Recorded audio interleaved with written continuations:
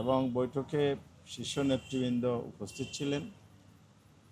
তার মধ্যে এনসিপির আহ্বায়ক বিরোধী চিফ হুইপ নাহিদ ইসলাম এবং বাংলাদেশ খেলাফত মজলিসের আমির মজলিস আল্লামা মামুনুল হক এবং বিভিন্ন দলের শীর্ষ নেতৃবৃন্দ, দলের প্রধান এবং মহাসচিব উপস্থিত ছিলেন। ওনারা ভিতরে আছেন। এখন ব্রিফিং আমরা এসেছি, আপনারা লক্ষ্য করছেন এখানে যারা উপস্থিত আছেন, বিরোধী চিফ হুইপ আছেন, উনিও ব্রিফ করবেন এখানে।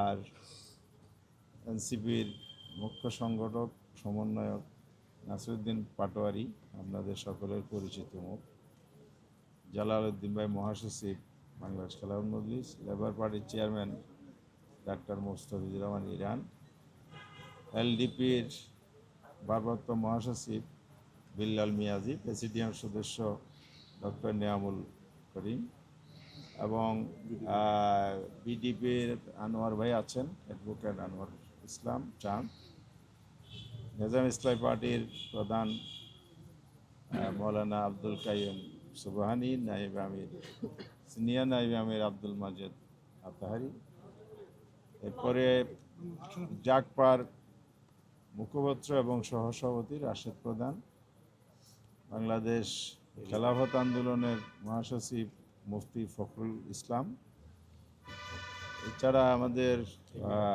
এবি পার্টির ব্যারিস্টার ফুয়াদ সাধারণ সম্পাদক, যুগ্ম সাধারণ সম্পাদক আব্দুল্লাল মামুন এবং আরও অন্যান্য নেতৃবৃন্দ অনেকেই ছিলেন।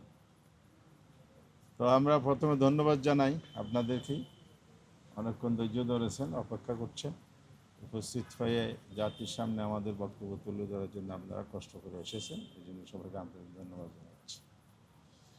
আজকের আলোচ্য সূচির মধ্যে প্রধানত যে বিষয়টি আলোচনা হয়েছে, লং মার্চের প্রস্তুতি। আপনারা সকলেই জানেন ইতিমধ্যে আমরা 4টা বিভাগীয় শহর অভিমুখী লং মার্চের কর্মসূচি ডিক্লেয়ার করেছি। 5ই সেপ্টেম্বর প্রথম লং মার্চ শুরু হবে ঢাকা থেকে চট্টগ্রাম। চট্টগ্রামে আমাদের যে লং মার্চের আয়োজন, সেই আয়োজনটা যেহেতু সবার আগে হবে, এটাই বিস্তারিত আলোচনা আমরা করেছি। 19 তারিখ আছে হলো রংপুর, ঢাকা থেকে রংপুর অভিমুখে যাবে। এরপরে আমরা একটু রিশিডিউল করেছি দ্বিতীয় দফে যে লং মার্চটি 31শে অক্টোবর, সেটা হবে খুলনা, কুষ্টিয়া, যশোর হয়ে যাব। এরপরে আমাদের 21শে নভেম্বর সেটা হবে বাই ট্রেন, যেহেতু সিলেটের রাস্তা খুবই ভালো, চলাচলের জন্য অনুপযুক্ত, সেই কারণে আমরা সড়ক পথ পরিহার করে রেলপথে ইনশাল্লাহ যাব।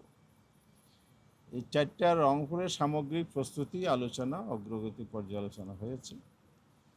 সেখানে প্রত্যেকটি পয়েন্ট থেকে আমরা সকালে 7টায় রাজধানীর বিভিন্ন পয়েন্ট থেকে যাত্রা শুরু করব। সেখানে জনসমাবেশ হবে।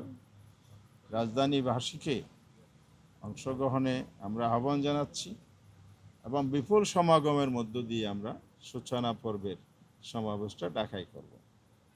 এরপরে আমরা সারা রাস্তায় বলা যায় জনতার ঢাল নামবে। আমরা যতটুকু প্রস্তুতি নিয়েছি, খোঁজখবর নিয়েছি, এবং প্রত্যেকটি লং মার্চে বিভিন্ন পয়েন্টে পথসভা হবে। এক একটা জায়গায় 5টা 7টা পথসভা আছে। এছাড়া পুরো রাস্তায় তো জনগণের অংশগ্রহণ, স্বতঃস্ফূর্ত জনতা যে রিসিপশন বা সমর্থন, সেটাকেও আমরা স্বাগত জানাব। লং মার্চের যে দাবিগুলো আমাদের আছে, টোটাল আন্দোলনের ধারাবাহিক একটা আন্দোলনের কর্মসূচি এবং দাবি দেওয়া নিয়ে আমরা অগ্রসর হচ্ছি। আপনারা সকলে জানেন সেখানে গণভোটের রায় বাস্তবায়নটা হলো আমাদের প্রধান দাবি। যে সরকার 6 মাস পার হয়ে গেল, ক্ষমতায় আসছে, এখনো পর্যন্ত সংস্কারের বিষয়গুলো, বিশেষ করে গণরায় বাস্তবায়নের পরে কোনো উদ্যোগ কার্যকরভাবে নেয়নি, বরং এটা এড়িয়ে চলেছে। সংবিধান পরিষদ গঠন না করে, শপথ না নিয়ে জনমতকে উপেক্ষা করা হয়েছে, অবজ্ঞ করা হয়েছে।